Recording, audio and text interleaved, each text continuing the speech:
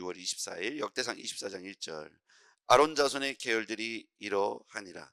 아론의 어른들은 나답과 아론의 아들들은 나답과 아비후와 엘르아살과 이다말이라.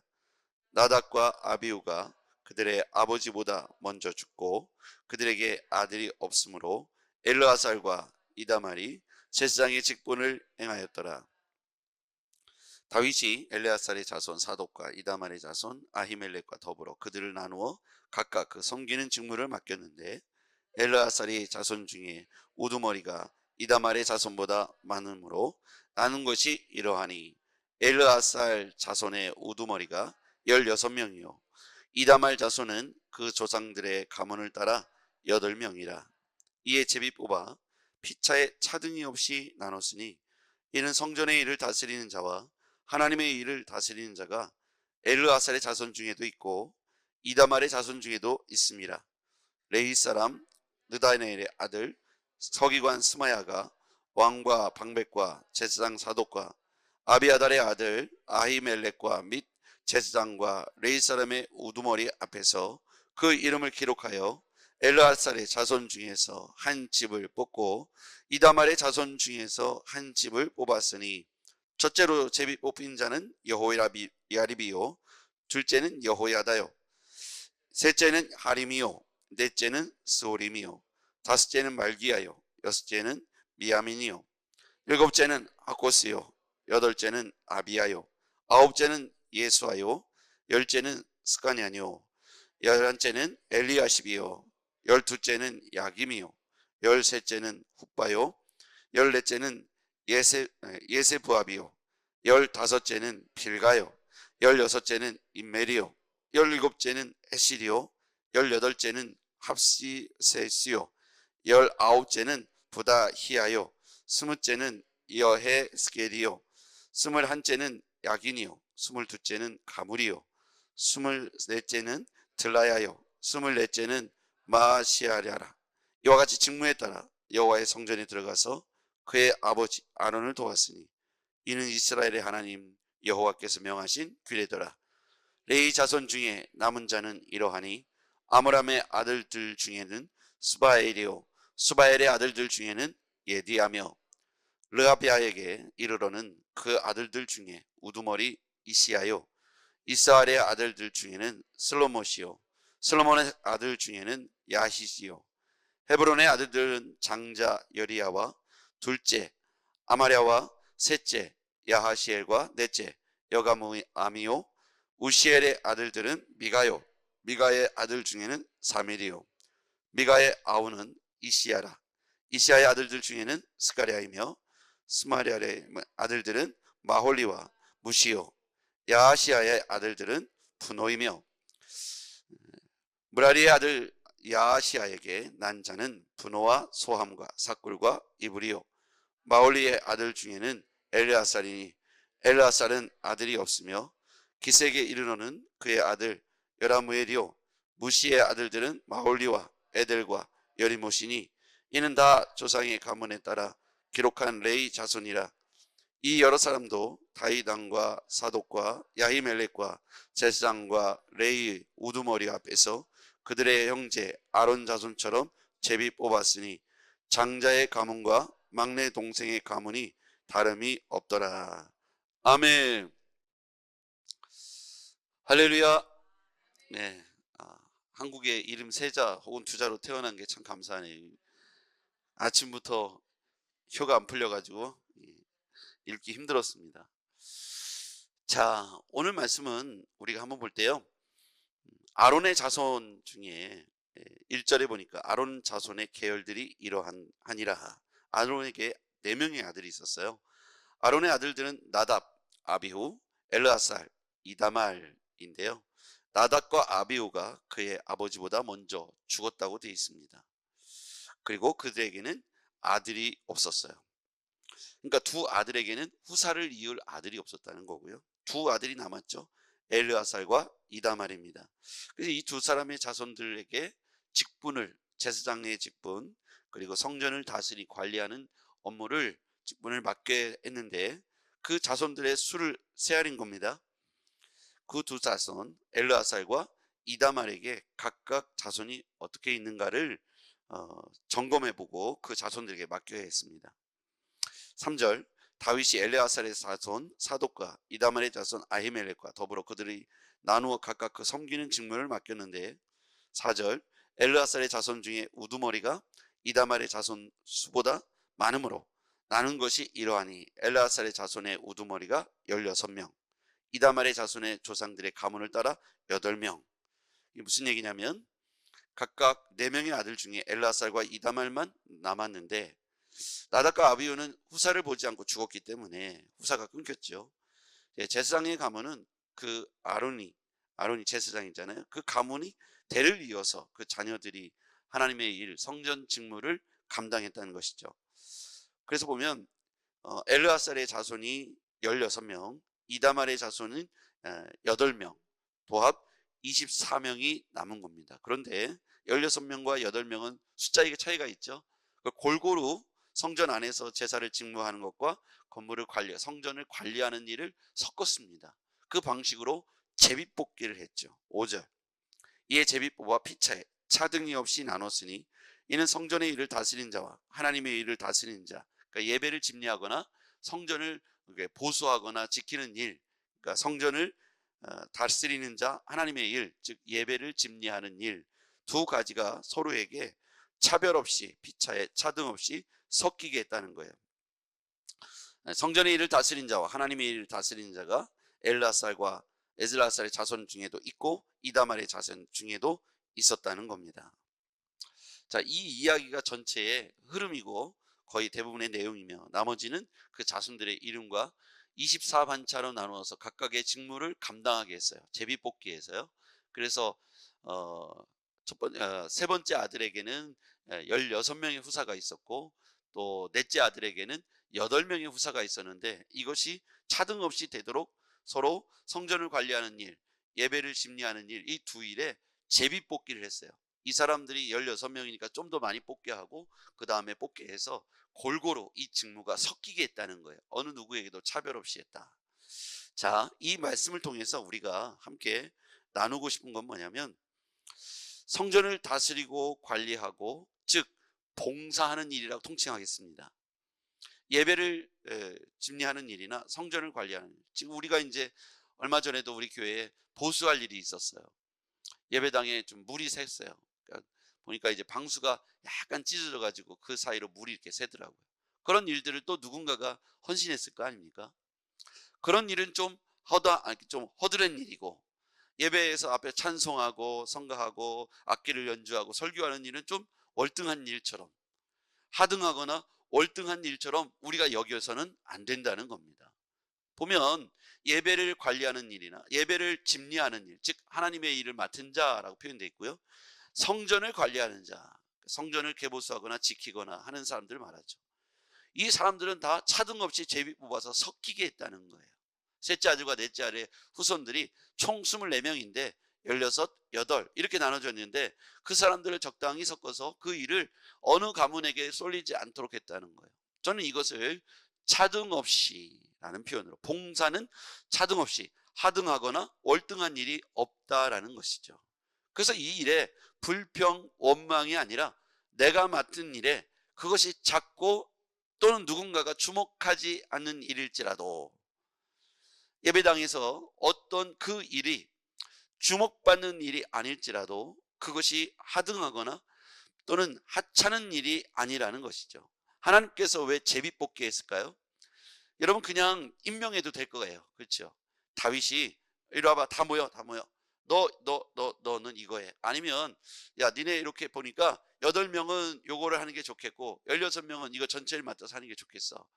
그러니까 서로 형제간에 위에 있게 일을 잘 했으면 좋겠다 하고 다윗이 그렇게 명령을 해도 될 수 있습니다. 그런데 철저하게 제비뽑기를 합니다. 이 원칙은 이런 의미가 그 안에 있는 거예요. 자, 만약에 다윗이 명령해서 이렇게 해 나눠줬으면 다윗의 뜻이 되는 거예요. 거기에도 하나님이 개입할 수 있지만 제비뽑기라는 얘기는 철저하게 하나님이 개입하겠다라는 뜻입니다. 제비뽑기의 의미는 철저하게 하나님이 개입하겠다라는 뜻이에요. 두 사람을 놓고 이 사람들은 이 사람을 지지하는 사람이 있고 저 사람들은 이 사람을 지지하는 사람으로 나눠질 수 있어요. 그렇죠? 나와서 일을 하려고 앞에 두 사람 중에 누가 하면 좋겠습니까? 라고 말하면 관계 있는 사람들끼리 나는 이 사람하고 더 친해. 나는 저 사람하고 어렸을 때부터 알았어. 우리 옆집이야. 뭐 누가 아는 내 친구 동생이야. 뭐 이런 식으로 연결이 돼서 사람들이 자꾸만 그쪽으로 서는 거예요. 옳고 그름이 아니라 혹은 더 유능하거나 더 일을 잘 맡을 수 있는 직임이 아니라 관계에 얽매이게 되고 그럴 수 있죠. 그러다 보니까 온전한 뜻을 판단을 내리기가 혈연지연 학연으로 쉽지 않습니다. 제비를 뽑는다는 건 그 모든 것을 내려놓는다는 뜻이에요. 나한테 얼마나 그동안 잘해줬는지, 내 옆집에 사는지는 여기서는 전혀 개입되지 않습니다. 오로지 하나님의 개입이라고 표현할 수 있는 것이 제비 뽑기라는 거예요. 사람들은 이제 운이다, 재수가 좋았다, 그게 아니죠. 제비 뽑기는 철저히 성경적으로 보면 하나님의 개입이다 라고 표현할 수 있겠습니다. 여러분, 여기에서 우리는 하나님이 세우셨다라고 믿어야 합니다. 제비뽑기 되어진 것처럼 우리가 지금 하나님 앞에서 이렇게 직임을 맡아서 있다면 이 부르심은 하나님의 부르심이다 라고 믿어야 합니다. 저도 그런 거죠. 제가 이 자리에 서서 이렇게 목회자로 이 자리에 서 있는 것은 하나님의 부르심이다. 누군가 나에게 너 이렇게 한번 해봐라 라고 권했을 수도 있죠. 그러나 하나님께서 우리를 세우셨다, 부르셨다. 왜냐하면 우리의 구원이 우리가 선택한 구원이 아니라 하나님의 은혜였지 않습니까? 하나님의 부르심이잖아요. 우연히 여러분이 이 자리에 나온 것이 아니라 부르심을 입고 나온 거예요. 성령으로 하지 않고는 누구든지 예수를 주시라 할 수 없다고 그랬습니다. 우리가 예수님 믿는 것이 주의 부르심이기 때문에 가능한 거고요. 내가 선택을 해도 주의 부르심이 없으면 여기 앉아있다가 앉아있을 수가 없는 거예요. 왜냐하면 말씀이 내 안에 들어오지 않기 때문이죠. 믿어지지 않고 엉뚱한 얘기처럼 보여져요. 여러분, 우리가 믿음이라는 것, 성령이라는 것, 은혜라는 것, 영적이라는 것을 제하고 이성적으로 앉아가지고 공부하듯이 과학적 사고, 합리적 사고로 이 자리에 다 앉아있다고 생각해 보십시오. 제가 여러분에게 평소에 하는 설교가 얼마나 허황되고 허무맹랑하게 들리겠습니까? 우리 지금 돈이 없어도 하나님의 은혜라면 충분히 할 수 있습니다. 전 세계 모든 것이 하나님 거고 그게 다 내 겁니다. 제가 이렇게 설교했다고 치자고요. 그럼 믿음과 은혜로 보면 이 얘기가 얼마나 은혜롭습니까? 그렇죠? 세상에 저 옆집에 있는 것도 다 내 거였구나. 저 TV에 나오는 것도 원래 다 내 거였구나. 하나님 거가 다 내 거였구나. 이렇게 은혜롭게 받아들일 수도 있어요. 믿음이 충만하면 가능한 얘기죠. 그런데 이성적이고 합리적이고 과학적이고 뭔가 아직 예수님 만나지 못하고 믿지 않는 사람이 이 자리 가운데 맨 앞자리에 앉아서 그 얘기를 들었다고 치자고요. 세상에 저런 뻥도 저런 뻥이 없는 거예요. 그렇죠? 바울이 아주 그 학식이 뛰어나고 높은 지위에 있음에도 불구하고 사람들에게 돌팔매질을 당하고 퇴장을 맞고 쫓겨다니고 무려 40명이 금식을 하면서 결사대를 조직해서 바울을 죽이지 않고는 밥을 먹지 않겠다고 하는 사람이 40명이 달라붙어서 항상 암살하려고, 테러를 가하려고 쫓아다닙니다. 그럼 이성적이고 합리적인 사고로 보면 빨리 그 일을 그만두고 원래 하던 일로 돌아가야 맞는 거예요. 그거 왜 사람들이 죽이려고 하는데도 그렇게 복음을 전하고 그렇게 할까? 오지랖이 넓은 걸까? 말도 안 된다. 아브라함과 이삭의 얘기를 믿음의 언어를 빼고 보면 이거는 아버지로서 있을 수 없는 살인마죠. 여러분, 그런데 성경을 우리가 하나님과 은혜, 믿음이라는 관점에서 보면 모든 게 이해되고 이해되지 못할 게 없더라는 거예요. 왜 그럴까요? 영적인 부르심이 있기 때문입니다. 하나님이 우리를 지명하여 우리를 부르신 거예요. 하나님이 우리를 택하여 우리를 부르신 거예요. 그래서 우리의 자리는 우리가 스스로 택하여 앉아있는 자리가 아니라는 거예요. 우리 박건희가 태어났더니 아버지가 전도사님이고 엄마가 사모님이래요. 그리고 어느 날 아버지가 목사가 됐고 개척을 한대요. 그럼 본인의 의지와 상관없는 거예요. 그렇죠? 자기가 선택한 것도 아니에요. 그럼 왜 나는 이런 집에 태어났을까? 돈이 더 많고 좀 더 잘 살고 그래서 나를 더 서포트해 줄 수 있는 집에 태어났으면 내가 얼마나 좋았을까. 이런 생각을 우리 건이는 안 해봤겠지만 저는 어렸을 때 많이 했어요. 내가 왜 하필이면 현도 이렇게 시골 못 사는 집에 태어났을까. 내가 좀 더 잘 사는 집에. TV에 나오는 제 비전은 뭐였냐면, 꿈은 뭐였냐면 아파트에 사는 거, 그 다음에 슈퍼 주인이 되는 거, 그 다음에 한겨울에도 러닝을 입고 살아보는 거. TV에 그런 게 나오더라고요. 노란 월급 봉투를 이렇게 주잖아요. 우리 집에서 본 적도 없는 거잖아요. 우리 집은 돈이 없으니까 노란 월급 봉투를 받으면 엄마가 떼가지고 김장값, 뭐 연탄값 해갖고 떼어놓는 그걸 보면 우리도 도대체 우리 집은 언제 저렇게 해볼까. 우리 아버지가 월급을 타온 적을 본 적이 없으니까 늘 돈이 없잖아요.